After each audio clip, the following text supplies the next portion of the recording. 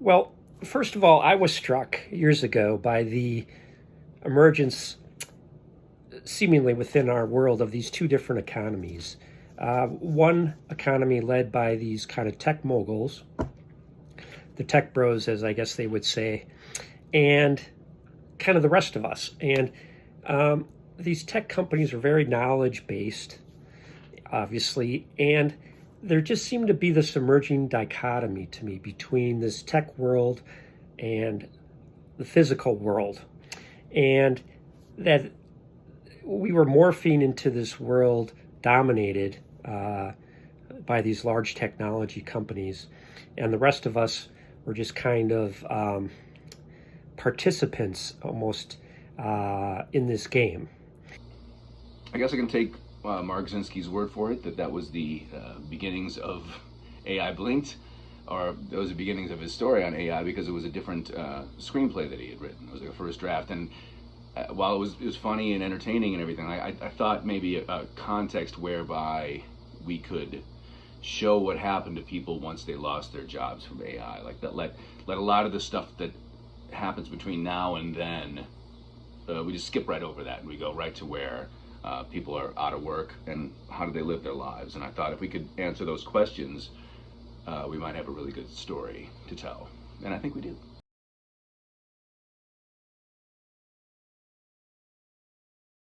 My writing process really stems from character development.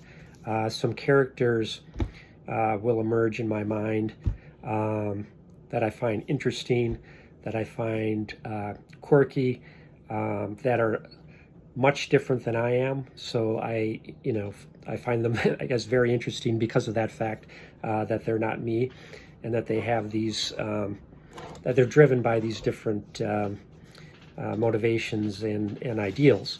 Yeah, and I think that's why Mark Zinski and I were a good writing team on this, because while I also like to write character development and have quirky things come out of their mouths and everything, I think the undergirding, I don't want to say plot necessarily, but the structure behind the actual story is highly important. So if you have that in place, then going from point A to point B in every single scene is a lot easier, and it's actually a lot easier to find out where these characters reside in their own personalities as you're doing it. So I think if Zinski's talking about the character development, I'm talking about the plot structure, and I think you do need both of those things in order to have a good story, at least a good story that you write as quickly as we wrote this one.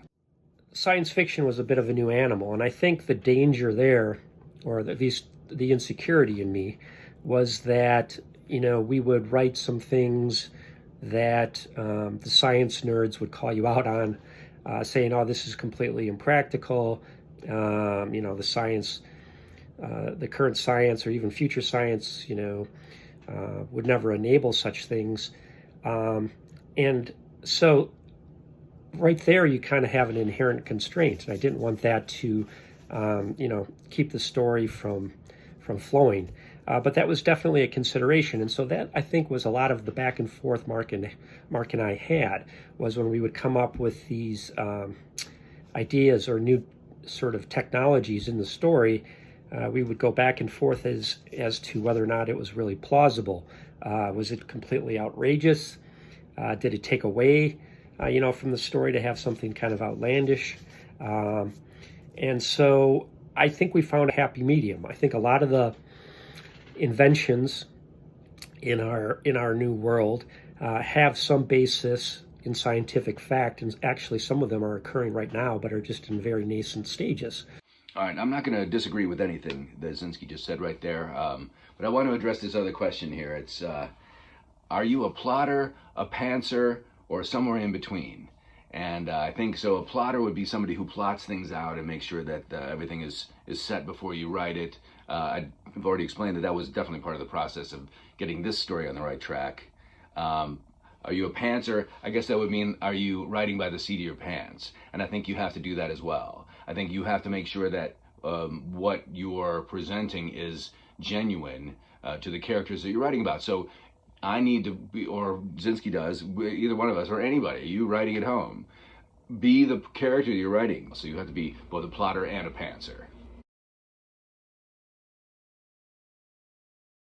So in terms of themes or messages that we want people to take away from this, I think in a more general sense, I would like to impart that AI doesn't essentially have a reason to exist if not to assist humans.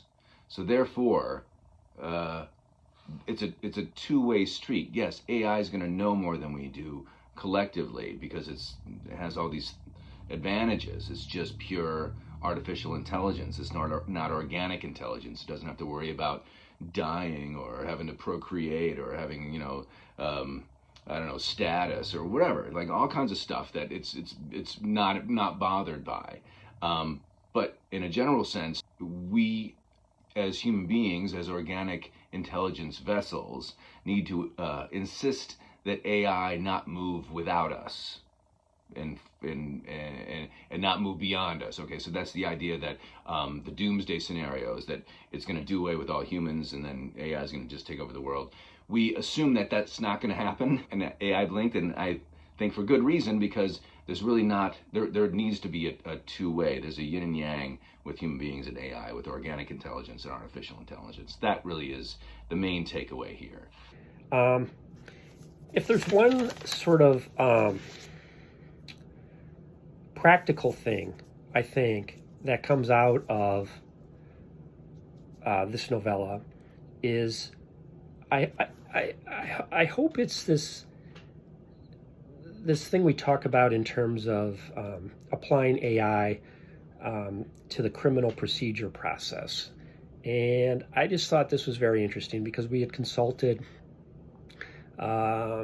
with a judge and folks in the legal community. And it's our understanding that these false confessions in testimonies are quite a common occurrence. And, oftentimes they are coerced, and there's a particular method that's employed to try to coerce the false confession, and it's known as the Reed method. And so I just thought it would be interesting if AI could potentially analyze these testimonies and sort of kind of cross-check it against the Reed method and kind of come up with a sort of a composite score or a probability that the confession may have been coerced, and that the jury should be aware, that there is some doubt about the testimony and the confession, and that this independent artificial entity has diagnosed and analyzed it and has come up with a probability score. And I just think that could be quite powerful in terms of improving the criminal procedure aspect of the legal system. And I think that it could potentially be a real game changer and frankly, a real advancement, for humanity.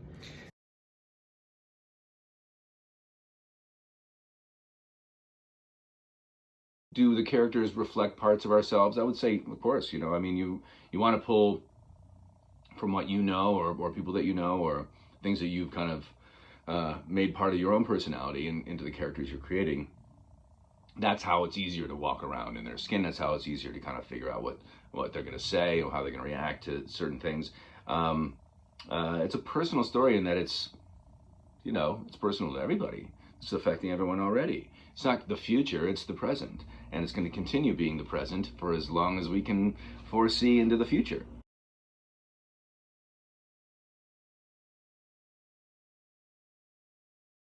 This took us roughly 6 months, believe it or not, between the time we first came up with the concept and it was like May-ish of 2024, and then we finished it right around Thanksgiving. So that's everything with the final edit and everything together. So our first draft was actually a really solid, strong draft. We felt we had people read it and get back to us with notes and augmented this and that, but generally we had it.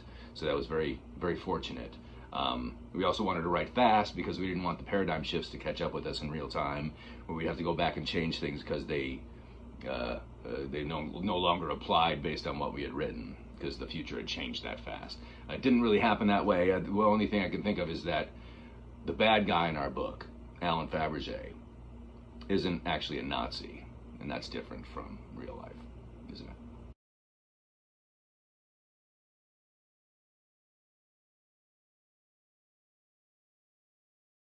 I don't have a favorite scene or chapter necessarily, but I would say my favorite character to write was Tony, because she was very forthright and bold and not perfect by any stretch, but somebody who really did live her own life and wanted the things that she wanted and went out and got them. She wasn't overly aggressive. She definitely saw where her limitations were, and that was part of her journey. But she was every time that I particularly wrote for her, I was tickled to do it. I was happy to be in her skin. There are a lot of subtle things in here, that we could have explored a little bit more, but based on, I guess, personal preferences. But I personally liked the duality we had going with this tech world versus the physical or natural world, and the characters that represent those two different worlds. Because I think it seems like in the tech world, there are personalities that sort of view life as an algorithm, nothing more, nothing less. And so these characters in the natural world, posit these questions. They have more of a critical thinking, philosophical or spiritual bent in terms of how they view the world. And I just thought that tension between those two worlds was very interesting. And that's kind of, I think, in my opinion, where a lot of the key questions about the ethics of the advancement of AI are very interesting.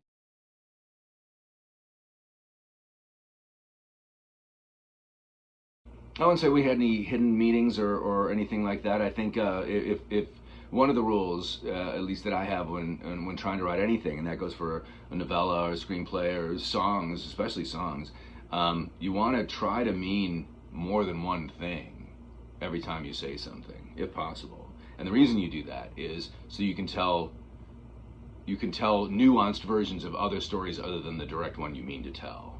Why is that important? Because this gives you breadth of expression. This means you can actually mean more than you actually say. For people to interpret things beyond what its linear meaning might be in the context of that story. It's also very fun to do.